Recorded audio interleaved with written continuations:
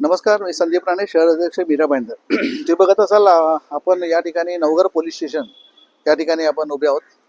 इथे उभं राहायचं कारण असं आहे की आम्हाला एक आमचे पदाधिकारी आहेत, मिस्टर मनोज, तर त्यांनी आम्हाला फोन केला की असं असं एक प्रकरण घडले आणि घोडदेव या ठिकाणी एक स्टीलचा कारखाना आहे. त्या ठिकाणी एक महिला एक मुलगी काम करत होती आणि जेव्हाचा लंच टाईम झाल्यानंतर सर्व कामगारांना त्यांनी जायला सांगितलं आणि त्या मुलीला थांबवलं आणि त्या मुलीला थांबवून त्याच्यावर अश्लील चाळे त्याच्या अंगावर हात घातला आणि ताबडतोब आम्ही पोलीस स्टेशनला पाचारण करून ताबडतोब त्या ठिकाणी आम्ही त्या नराधामाला या ठिकाणी आणलेलं आहे. त्याचा व्यवस्थित सत्कार आम्ही केलेला आहे आणि त्याला आम्ही पोलिसांच्या ताब्यात देऊन त्याच्यावर गुन्हा दाखल करायचा आम्ही घेतलेला आहे.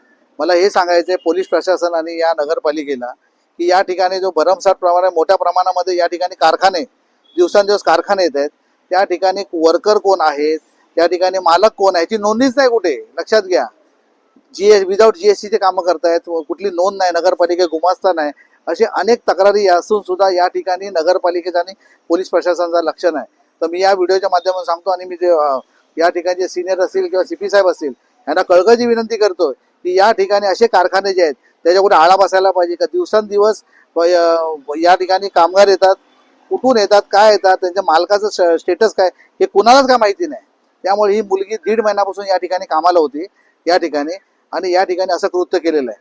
असं या ठिकाणी त्यांनी बलात्कार करण्याचा प्रयत्न केलेला आहे. ह्याचा नराधामान आम्ही पोलिसाच्या ताब्यात दिलाय.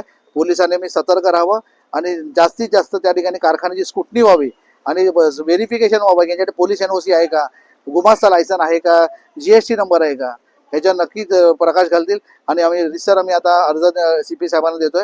ह्याच्यावर कडक कारवाई व्हायला पाहिजे ही आमची प्रामाणिक इच्छा आहे. धन्यवाद.